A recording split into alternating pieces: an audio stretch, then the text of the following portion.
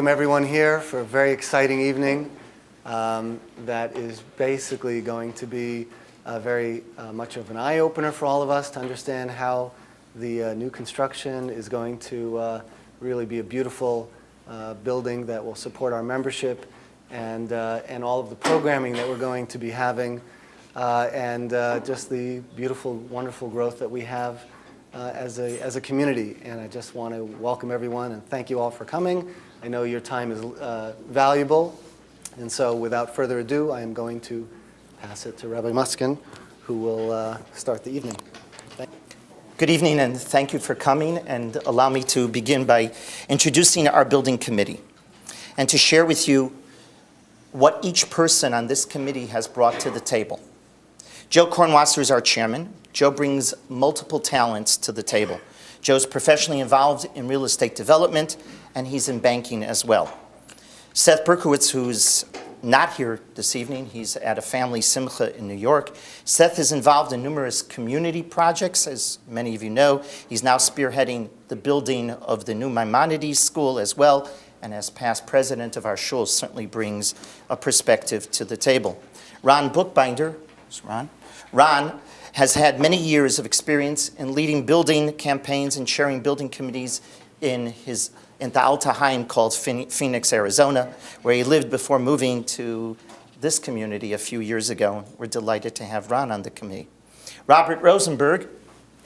Robert was the architect who built our original building and then expanded it with us in 1996. Now he's no longer professionally working as an architect, but brings amazing talent and insights to the table, and it's really an honor to work with Robert. Sherry Schlesinger. Sherry, where is Sherry?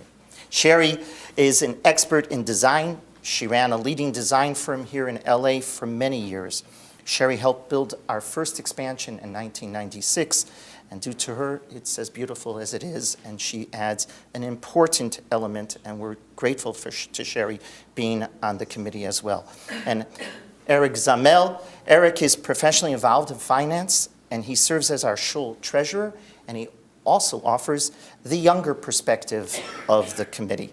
So it's really a wonderful committee that's working together. Allow me to introduce the two professionals that you're going to meet this evening. Larry Schlossberg. Larry's the corner. Larry's the architect of the project. Larry's a partner at Gruen Associates. He's the architect for a number of projects in our community, including the Jewish Federation building. He was the architect. He's building the Maimonides building project. He's also working on the projected EULA project. And John Grossman, who's sitting right next to him, John is vice president of Millie Severson, and he's serving as our building manager. John has been very involved in numerous Jewish institutions as well in our community. He was involved in building and finally completing the Young Israel of North Beverly Hills, and is the building manager on the Maimonides project as well. So you see the committee, and we'll talk about how well this committee has really worked under the leadership of Joe Kornwasser. Allow me to share with you some history on how we got to this point today. It all started back some 20 plus years ago. We began envisioning that we had to expand. That expansion was going to happen in 1996. At that time, before we began that expansion, we really wanted to buy the Supercuts property. It wasn't Supercuts at that time, but we wanted to buy that property in order to expand our building in a way that it would really meet the needs of our community. But no matter how hard we tried, we were not successful. The owner wasn't interested in talking to us. But then something happened just a few years ago. And suddenly in 2010, we heard that the owner might be interested. And due to Joe Kornwasser's wonderful negotiating skills, and after months of traveling back and forth to the valley with numerous meetings with the owner, we finally were able to purchase the property, and we closed on the property in February 2011.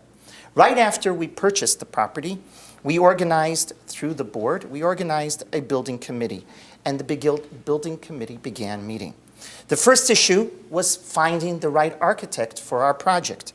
We interviewed 3 wonderful architects, and then decided that Larry Schlossberg from Gruen was the right architect for the job.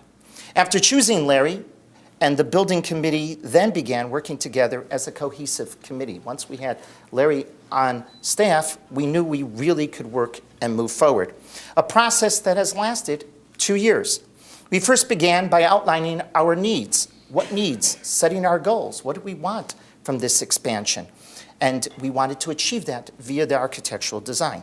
Concurrently, with the help of our architect and the support of our councilman, Paul Koretz, we were able to receive our building variance from the city without any restrictions, which was a real wonderful accomplishment.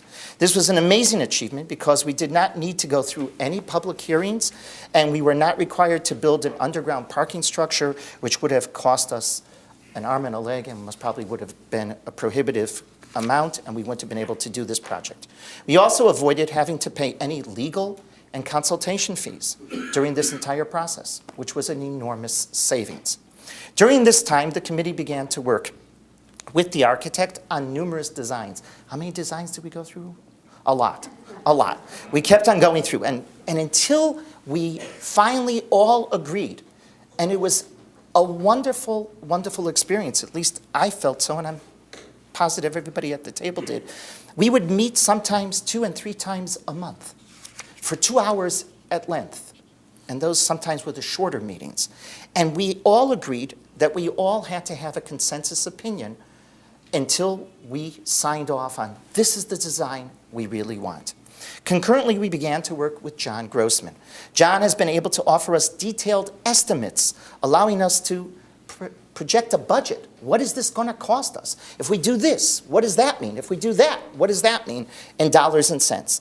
John actually produced, believe it or not, 8 different detailed versions of a budget because our plans kept on evolving. We are delighted that John will be serving as our project manager on this project. Allow me to introduce the chairman of the committee, who will share with you the goals of the project and what we really envision in obtaining through this wonderful future. And this is the future of the shul. This is really a future of the shul, but we're going to hear from Joe, and then Joe's going to introduce our architect, and then we'll deal with a few other technical issues, and then open it up for a question and answer by you. We'll try to answer all your questions. So without any further ado, it's a pleasure to introduce Joe to make the presentation of the goals. Okay. Good evening. Thanks for the introduction, Rabbi. Well, it's good to be here this evening. It represents the end of a process and the beginning of a process. The end of about over 2 years of work and planning that the committee has done to get to this point. The rabbi introduced all the members of the committee, but I can't emphasize enough how much this has been a work of love, because there was a lot of work and hard planning and thought-provoking decisions that had to be made and how the project evolved by the members of the committee. Each one of them had very important contributions to the process, and you'll see the result when I introduce Larry and he actually shows you the project.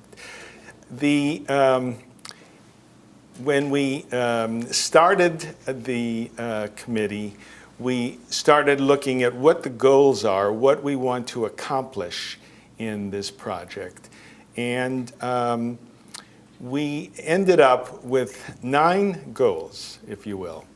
The first goal is we need to assure the shul's future existence. An example would be Yom Tovim, which we have the use of the mark, thank God, but if the mark was not available, where would the shul be for the Yom Tovim? So that was clearly one problem that we needed to resolve to be self-sufficient for the future. 2, just in terms of our ongoing Shabbosim and our own needs, for example, the 930 minyan is the most dynamic growing minyan we have and is coming close to outgrowing the facilities. So we needed a larger space for the 930 million. Plus, as we see throughout the country, there's clearly a focus on having smaller minyanim in larger shuls to accomplish different purposes, and we wanted places to do that as well.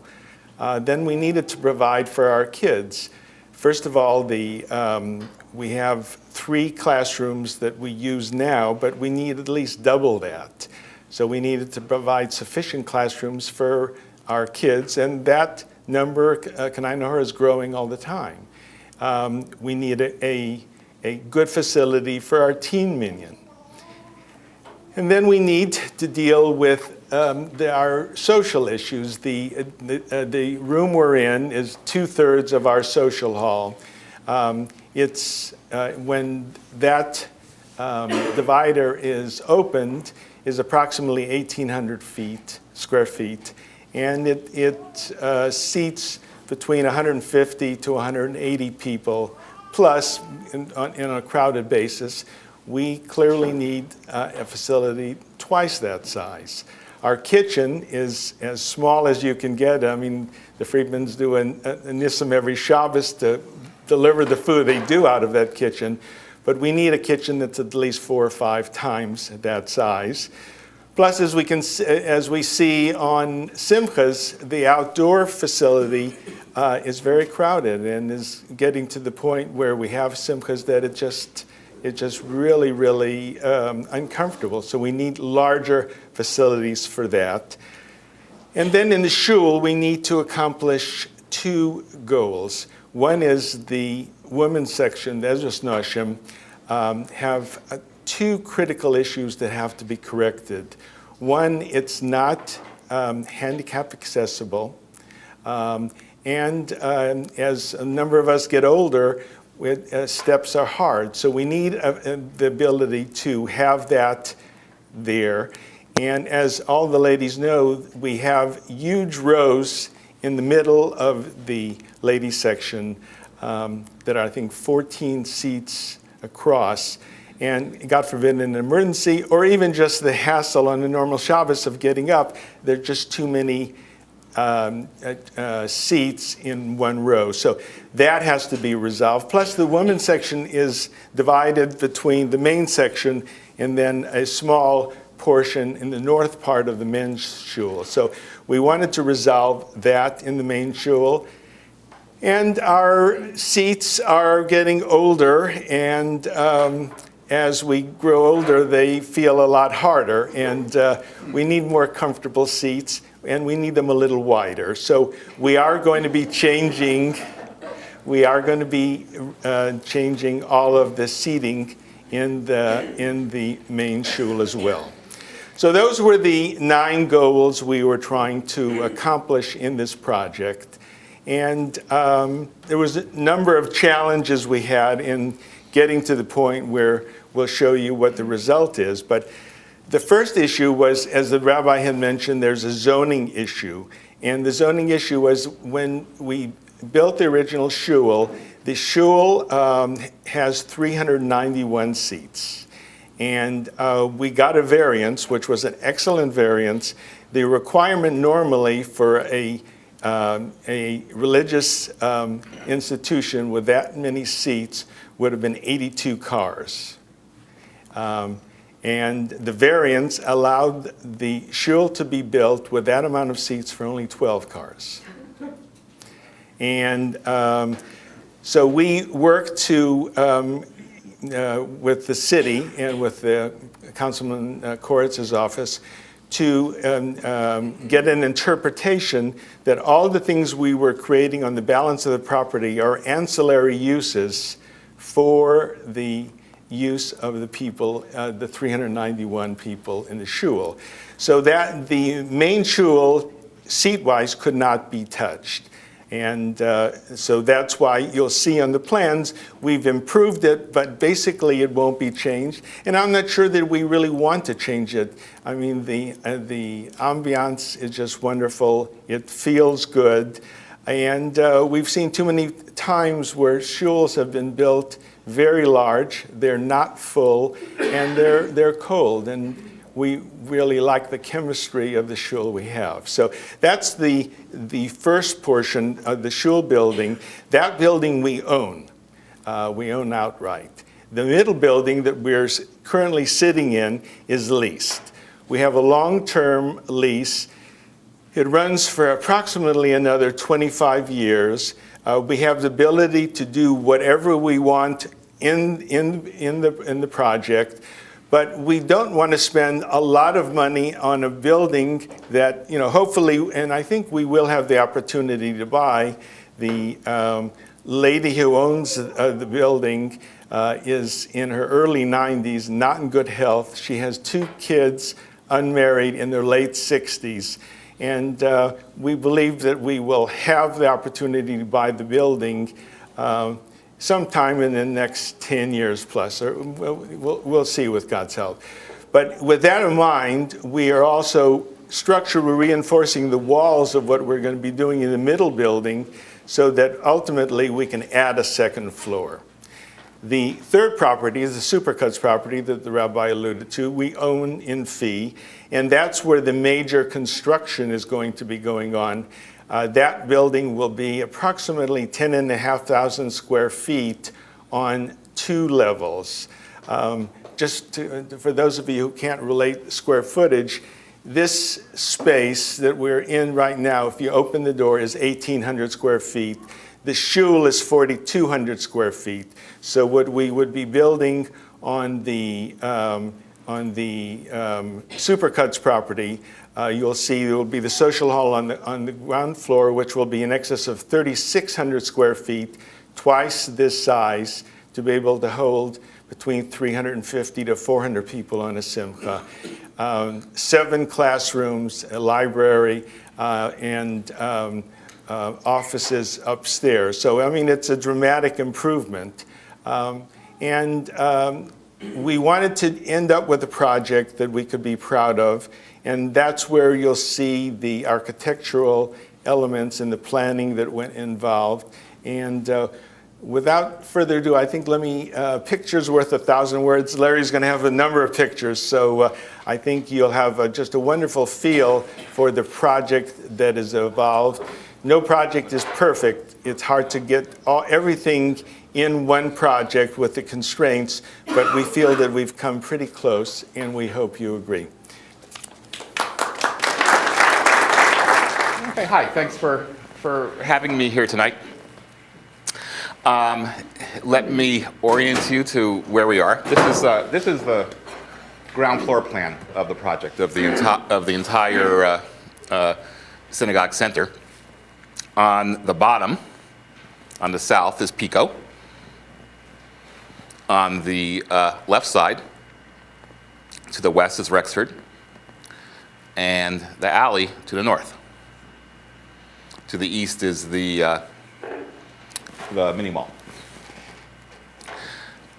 This is the existing sanctuary. Sanctuary. This, in the center, is the building that we're sitting in now, with the existing social hall, Beit Midrash, the leased property, as Joe referred to. And then on the corner is what we've been calling the Supercuts property, the newly acquired property. So it's actually 3 separate lots: sanctuary, the center lease property, and then the Supercuts property. So I'm going to walk you through the plans and sort of building by building and showing you what we're doing. First of all, in the sanctuary, as Joe mentioned, we're not doing a lot of work in the sanctuary, but we are doing some significant things. Probably in terms of the plan, the most significant thing is when we remove the existing kitchen, which is located here, and remove some existing walls, we have some space to expand the women's section of the sanctuary. And when we do that, we can bring the women that currently are seated here all together. So there's a single women's section and a single men's section. Also, as Joe mentioned, we're able to introduce more aisles into the women's section. So the longest row of seats is 10 rather than 14, and you're never more than 4 or 5 seats from an aisle. So the access should be much more comfortable. Also, at the women's section, the divider, the mahitza, is moved down 1 row. So there's a large proportion of women's seats to men's seats than there is now. And then, of course, all the seats are replaced with newer, wider seats. Because I guess the old seats have been shrinking over time. And then the last thing we're doing in the sanctuary building is we will be replacing the facade, and you'll see images of that later on in the presentation. Any questions? You're moving 1 row of men's seats. Right. Is that immediately in front of the pizza? Yes, yes. Being removed. Yes. Yes, currently there's 2 rows in front of the mahitza, so now there will be a single row. You're adding back the section, men's section of Right, here. Yeah, which is currently women's, but now it gets consolidated all into the men's section. Jerome, you'll end up with 240 men's seats and 150 women's seats. What is it currently? It's 12 seats more for the men and 12 seats less for the women. Okay, now the center property, the center building, the lease building, which is the building we're sitting in right now. We're sitting right now about there. And this building will be practically rebuilt. As a matter of fact, it may be totally rebuilt from the foundations up. And this building contains a number of functions that serve the rest of the complex. Perhaps most importantly is a new significant lobby area. We're calling it an atrium lobby. It's about 32 feet across. It's a very significant space for gathering, to create a sense of place when you enter the complex from the sidewalk from Pico, or when you enter from the rear off of what will serve double purpose as a Kaddish area and for the 12 parking spaces that we need. So this is sort of the heart of the entire complex. And I'll explain its relationship to the new social hall in just a second. But also in this property is a new kitchen, about 4.5 times the size of the existing kitchen, about 670 square feet. So it's a major kitchen. It's about the size of a small 1-bedroom apartment. The whole apartment, kitchen, living room, and bathrooms. Also, a new office space, about 3 times the size of the existing office, and that's right off of the lobby. New enlarged restrooms, coat room, and some storage space, and there's some more storage space upstairs that I'll show you in just a second. Joe was mentioning that we will now have disabled access to the women's section, and we are accomplishing that through this ramp, which serves double duty. It makes up the elevation difference between the back outside area and the main floor. There's about an 18-inch difference, so we use that ramp to come in the door, use that ramp to come down to the main floor, or use the stairs. But that ramp is also available to use to access the upper portion of the women's section. So we now have American with Disabilities Act conforming access to the entire sanctuary. Now the final property, the corner property, which is the biggest piece of the construction. On the ground floor, it's dominated by the new social hall / Beit Midrash, multifunction space. And that space will be used in many different ways. When it's used as a Beit Midrash with the aron on the eastern wall, access to it from the rest of the property will be through this gallery type space with 2 access doors to the Beit Midrash, one for men, one for women.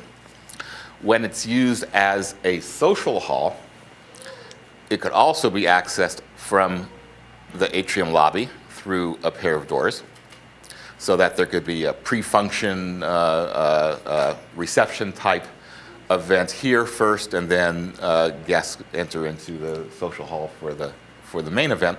But we didn't want people entering this way when this is used as a Beit Midrash, so these doors will be closed and locked during Beit Midrash functions, and people will be using the doors off of the gallery.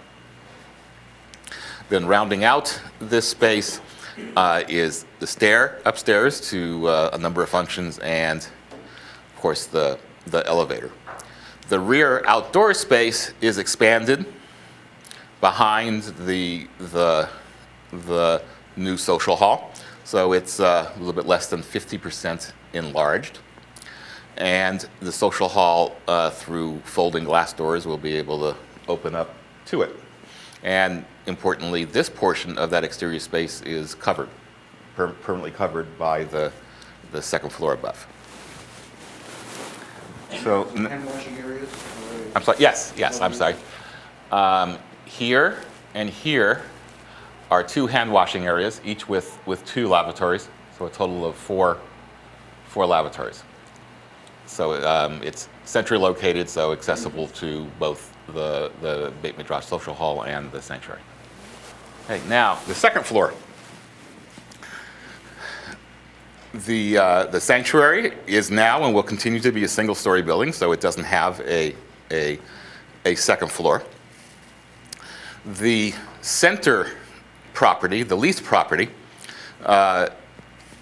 is initially planned as a single-story building. We're showing some storage space upstairs in a small second floor. There's discussions going on if there might be better places to provide that storage, and that's an ongoing discussion.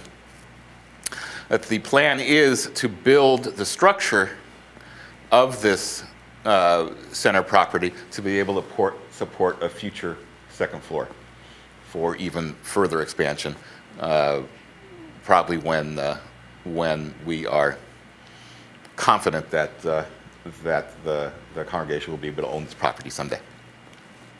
So the bulk of the second floor is at the corner building above the social hall. So one will take the stair that I pointed out below to arrive at a small lobby space or the elevator. And there's a center corridor. Immediately off of the upper lobby is about a 700 square foot library, which also could be used for small gatherings or small dominions. There's the rabbi's office and the assistant rabbi's office, also very close to the elevator and stair. And the bulk of the rest of the upper floor is devoted to a number of rooms for children. We call them youth lounges. A total of 7 possible rooms for different age groups. This is probably 4 times the amount of space that we currently have for the children. We are going to do foldable partitions between 3 of the rooms so that we could assemble a space of about 1,500 square feet if we chose to, which is about the size of, or even bigger than the room that we're in now. Of course, a stair at the rear that connects up with the outdoor space below. And the corridor is not treated as just a purely utilitarian circulation space. We're providing seating in it. We're providing alcoves and such, because we imagine there'll be lots of traffic, lots of children, not only using the rooms, but using the corridor. So it's extra wide with windows and openings into the various children's rooms so parents can look in and see what's going on. Where's your bank's office? Downstairs, downstairs in the expanded administrative office. It's sort of purposely varied in configuration and width so that we could have seating within it, alcoves where people can sit and talk to make it more interesting than a typical institutional kind of hallway or corridor. Yes, there are bathrooms upstairs as well. So there's a. How wide is that? It varies from 7 to 9 feet. Yeah, it's a generous corridor. So this is a view of our initial thoughts of the atrium lobby. This is the view as you enter from Pico. You see the circulation in the corridor that goes back to the rear area, the rear outdoor area, and also the parking area. And the entrance to the social hall is off to the side when it's used as a social hall. This will be closed when it's used as a Beit Midrash. So we're treating this as an extra high space. This dome-like feature pops up above the rest of the roof with a skylight in the center, about an 8-foot square skylight. There's built-in seating in the space where meet someone, sit down and have a talk. And the space, as you enter, is flanked with stone walls, Jerusalem stone walls, that may become donor recognition walls. And now I'm going to take you into the social hall Beit Midrash. This is set up as a Beit Midrash, much as the room that we're in is set up now. But this is, of course, is a much larger room. These are windows looking out to Rexford. They may not be transparent; they may be frosted. But the room is treated elegantly with shaped ceilings, wood paneling on the walls, and of course the shelves that we need in a Beit Midrash space. The capacity for seating, when used, in what way? As a Picture with the Nero tables and chairs. yeah, you can get up to 400 people in the whole space. Tight, but you could get it in that kind of configuration. In a banquet kind of configuration, you could get about 360.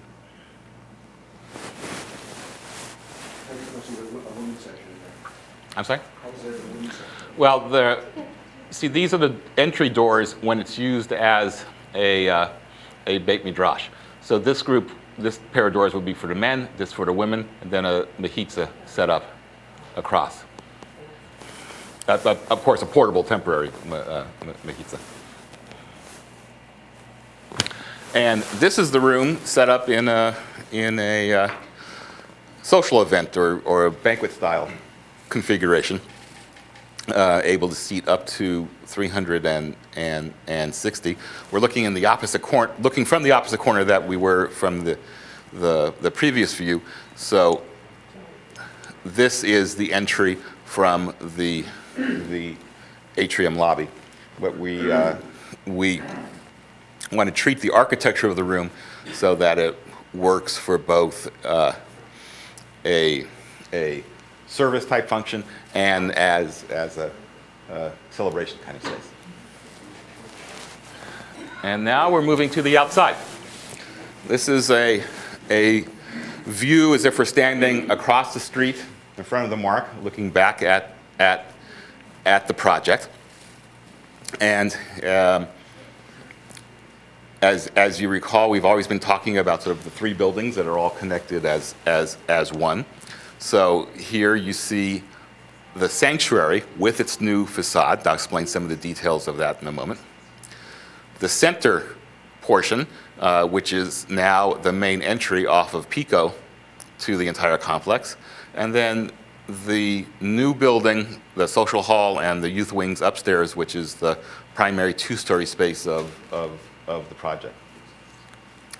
And in composing the exterior of the building and doing some research on synagogues through the ages, we discover that a synagogue traditionally has three functions in the community. The Beit Tefillah, house of prayer, and the Beit Knesset, place of meeting, house of meeting, and of course the Beit Midrash. So we're expressing that with the Beit Tefillah, which is one third of the sort of three modules of the facade. The Beit Knesset, the entry rotunda, which is the place where people will meet as they come in, and then of course the Beit Midrash. So the sort of three properties sort of lends itself to the principles of the three functions of the synagogue within the community. Why do you not see the dome from the outside? Yeah, it's not. It's Did you see it? depends on your point of view. If you're a little further back, you probably would. Because that's a very nice feature. You would, as I said, you would see it probably when you're further east on Pico. Right. Right. Is the glass actually blue, is that coloration? I'm sorry? Is the glass transparent, or is it actually shaded blue? As you can see? We haven't chosen the particular shade of glass yet, and we might select a blue tinted glass. Yeah. Some of the other details at the sanctuary. Traditionally, a synagogue includes 12 windows, symbolic of the 12 tribes. So we've included this group of 12 windows and arranged them in two panels, which is symbolic of a number of things, the two scrolls of the Torah, of the Ten Commandments. And because this is somewhat reminiscent of an Aron, we also put the eternal light above it. At the main entry, there of course was a desire to call attention to the main entry and to have a contrast to the basic horizontality of the rest of the complex. So we have the overhang protecting the entry, and we also include an element which is probably best described as an oversized mezuzah. And if you look closely, there's actually a shin at the top of it. So made sense to of course to have a mezuzah at the entry to the synagogue, and we are celebrating it by enlarging its size and making an architectural element out of it. What are the materials? For instance, what is the white Yeah, material? I think that- And what were the mezuzah's materials? Okay, I was going to get to that, but we'll go to it now.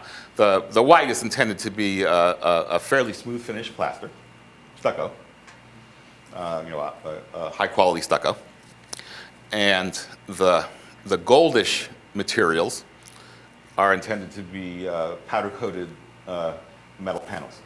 We've been talking about a couple of things that we'll be developing through the design. Of course, the type of glass, blast-resistant glass, so that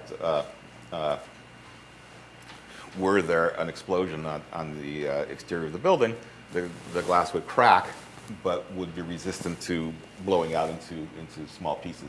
It would crack, but still stay in one piece. And there have been some discussions of introducing near the curb bollards or planters or some elements to prevent a, yes, yes. The Federation building has both the planters and bollards. And that's something that if we do, we have to work with the city, of course, because that's off of the Schultz property. That would be in the city's property. So along those lines, the security, it doesn't seem like it would be a wise idea that people to be able to see in through those windows. it seem like it would be a better idea to have them frosted? Yes, that's something under discussion as well, right? They may in fact be frosted to let the light in, but so that you can't see in. This is a view a little bit towards the west, so that more prominent in this view is the new corner building where the Supercuts currently is. And there's another entry. Right. There's another entry at this corner, which will be very convenient for people coming from the west. The library that I pointed out in the second floor is located here. Lots of light, fairly glassy. And the stair, the open stair to access, is right behind this large window and comes up into this area, which will also have lots of light. This being the corner, visually the most prominent portion of the site and of the building. We introduce special roof overhang elements and special glass elements to create a statement, an identity for the entire complex. And then moving a little bit towards the west, we can see the side of the building along Rexford, somewhat simpler, but still expressing the same architectural vocabulary as the front. Fairly simple stucco walls with accents at special places. Here you see where the second floor overhangs the first, so the continuation of the outdoor area with its security fencing. And I should mention that in this view, the existing Chinese restaurant is taken out. But that's a little bit of architect's license. So I think that that gives you a pretty good idea of the overall design and what we're trying to accomplish and how we accomplished it. Our son and one of our sons and his family lives in Silver Spring, and they go to the Cantonal Synagogue. And they have a mechitza, very simple thing. They have latches, and when it's time for the mechitza to come down, the mechitza just goes straight down. Slides down, right. It's a very easy thing to do. People in the shul, or some of the women do it, some of the men do it. It's not heavy, they don't move it. You go like this, and the mechitza disappears. That's exactly what we're planning. That's what we've been talking about, yes. Yeah, we already have renderings of it. It will be spring mechanized, and it will pop up and down. It'll be very pretty mechitza as well. But what is it made of? What is the mechitza made of? well, we have a number of choices between some portion of glass, some metal, and wood. It's a work in progress. Kibbutz Lavi, who's going to be doing the new seating for us, who did the original seating, have some designs of shuls that they have done that for, and that we will evolve over time. We don't have It's not the poles. No, it's not the poles. It's not taking out and carrying and putting on the side. What will it be like, the mechitza be like in the baby drash? That is, that's also going to be a work in progress, Jerry. That will be subject to the people who daven there, and we'll take their input, and we'll come up with them. It clearly has to be a movable mechitza, but we'll come up with a system that is attractive, movable, and economic. Respect for the Yes. Have you thought about the signage on the shore? There has been some thought put to that. You'll see in this image, the identification of the shul is indicated, Young Israel is Century City, but of course another important part of the exterior signage is donor recognition. And Just wondering in terms of security, whether you want big signs. Well, we're not going to be able to hide that it's clearly with this kind of structure. We'll have something that is very, very tastefully done in terms of the shul's identification. And it is also the source of fundraising in terms of some opportunities for dedication. I'll let the rabbi talk about the fundraising at the end. Let me deal with two other issues first, and then we'll still open up to more questions. Also, for all of you who Jim seems like to see everything on the screen. When we're over, Larry, that's what these easels are for. Larry's going to put up each of these renderings on a large board, so you'll be able to actually go up and touch it, if you will, and get a feel and ask any questions you want to see it up close as well. The two areas that I want to cover is one is cost, and two is timing. The copies. The cost is something that is evolved. We did not want to be in a situation where we know the fiascos that have happened in places like the Shul in Inglewood, where the ultimate result was 3 times the cost of the original budget. And the Lincoln Square, which was almost 3 times the cost of the original budget. And we don't want to repeat those kind of mistakes. We want to learn from them. And in analyzing those buildings and institutions, for example, the thing that there was 2 aspects that were very telling. One is when the institutions let the architects go, if you will, to design a project, they didn't think through the goals of what they were trying to accomplish. They didn't even know the goals. And when they then started bidding out the building and saw the cost, they wanted to incorporate more things or change more things or add more things. And once you start a project, when you start making changes, it's the end as far as any kind of economics, because the general contractor will take advantage. Clearly, I don't see that happening with ours, but you lose all cost control. And then the other aspect is, once you start construction, you do not make any changes to the design or the rooms you're trying to accomplish, because that's where there's a tremendous cost impact. So in order to not make those mistakes, we felt it was more important to go through multiple evolutions of the project and what we were accomplishing with detailed cost estimates along the way to see what it is that what we were planning would cost. And just to give you a feeling, this is cost estimates number 8.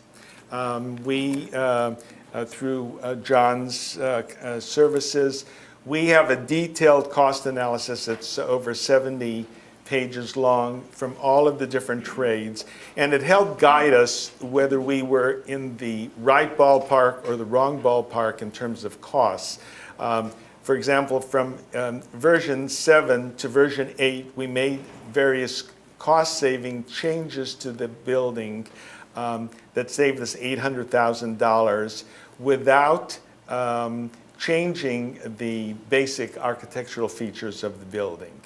So at this point, the current estimate for the entire project is approximately $7 million, which includes a 5% contingency factor, and another $1 million for soft costs, which are the architectural engineering costs, financing costs, furnishings, and an additional contingency amount. So at this point, it looks like we're looking at an $8 million project. But we're going to have several points along the way. It's critical that we finish enough plans to submit to the city before December 31, because the building codes are going to be dramatically changed and intensified as to cost. And we want to be grandfathered with a current building code. So we will be submitting Larry's group's going to be working day and night on it. The initial plans by December 31, it'll probably be 30 to 40% done, but that's enough to vest us. We will then, John will give us another cost estimate from all the trades that will be more detailed than we're currently looking at. And we are, now that we've got a structural engineer on board, we are actually envision further savings in terms of the structure of the building as a combination of steel and other materials other than pure steel. And those are just some of the points in terms of the evolving nature of the cost. By end of March, we'll have 80% of the plans done, and we'll have another bid, and it's not quite a bid, but an estimate, a detailed estimate done of the project. We anticipate getting our building permit by the end of June, at which point we will then have a final bid. We'll negotiate with a contractor in terms of the final cost. And we will not start the project unless we know exactly what it's going to cost us. And even then, there's always subject to some changes. Hopefully, it won't be beyond the 5% area. Which plays into the timing aspects. We will not, we don't want to impact a set of Yom Tovim. So we will not start the actual construction of the project until October 20th of next year, which is literally the week after Sukkot is over. And we have a tight 11-month construction period. We hope and plan to have the building completed by September 1, 2015, so that we will then be in it for the Yom Tovim of that year. So that's the current plan. The rabbi will talk about the interim facilities that we're looking at using, and aspects of the money raising. And then we'll open up to questions on all aspects.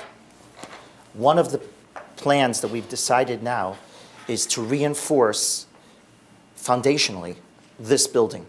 When we're ripping this down. So when we take this down, we'll be reinforcing this building so that at a future date, we can build another story or even 2 stories on top of this building. But that's the future look. Right now, as you know, this is a long-term lease. It's in many ways, the real estate people feel that that's a tremendous gift to us at this juncture. So, but we are looking beyond even this building, at this building project, to a possibility at some future date of being able to do more in this location where you're sitting right now. So I wanted to make sure that you understood that. And number 2, you're asking details, and I don't blame you to wanting to know what's the mechitza going to look like, what's this, what's that. We're not there yet. What we've done so far, just with the 2 years presentation, is what you've seen here tonight, which has taken 2 years. Now we're going to be going back and dealing with every room detail by detail by detail. Because before we break ground, we're going to have to know those details, many of those details. The inside interior of a mechitza or that, we have much more time to make a decision on. But we will be doing detail by detail in each room with Larry and with the committee. So I just wanted to make that comment. As well as construction schedule, you heard from Joe, we don't plan on leaving this building and doing any demo until after Sukkot 2014. So where do we go during the period of time that we're away? The 11 plus months that we won't be in this building. And that we're working on right now. We have spoken one possibility, and just, by the way, another possibility just came up. I haven't even shared it with Joe yet. But another possibility just came up, and somebody mentioned it to me, and we'll investigate it. But Joe and I went to see Rabbi Safran, and Rabbi Safran said, I can announce this, so I'm announcing this. We've spoken to Rabbi Safran. If you remember when we built this building, we, during those months, were at Hillel Hebrew Academy, and now they have the the newer gym. They have the lower gym and the upper gym, so we'll call it the newer gym. For those who have been around for a while, know that it's called the newer gym, but we'll be using the newer gym most probably as one of our places at Tefillah, if you will, the main sanctuary if we go there, and we have the floor where the cafeteria is. But what that lends us, of course, is multiple rooms for youth program on Shabbos as well. So that's one possibility. That might be just the location for Shabbos, and we'd find another location for Sunday through Friday for our minyanim and our classes, etc. It's a possibility. There's another possibility. I want to mention it at this juncture because we haven't looked at it yet, but there are possibilities. But the one that we just did mention, Rabbi Safran said that we certainly can mention it. He's not sure yet that it's going to definitely happen, but he's certainly inclined to allowing it if he can. The fundraising. The fundraising, you heard, it's going to be about an $8 million project. So far, without serious fundraising going on, we already have committed gifts of $2,175,000, and that's not heavy-duty fundraising. So we are very grateful to those gifts. And I will tell you the commitment I'm making, I made it to the board, and that is if we don't raise at least 60% of what we have to raise, we're not breaking ground. We're not going to burden the shul with an inability to run as we've run up until now. And for the past almost 28 years, we've run the shul in the black. And we want to continue running the shul in the black. So the generosity of our shul members will either make this a feasible future for our shul, or we'll have to not be able, we'll just have to put it on hold until we can raise those funds. But we can't break ground. And we're not going to break ground on the idea that, oh yeah, we'll raise it at some future date. So we're not breaking ground, Motzoi Sukkot 2014, unless we have at least 60% commitment to this project, which I think is an important goal for all of us to realize. So those are our comments. You should know there are future other details in the presentation as well, and the main little details, but you come over and we can show it to you as you look at the boards if you're interested.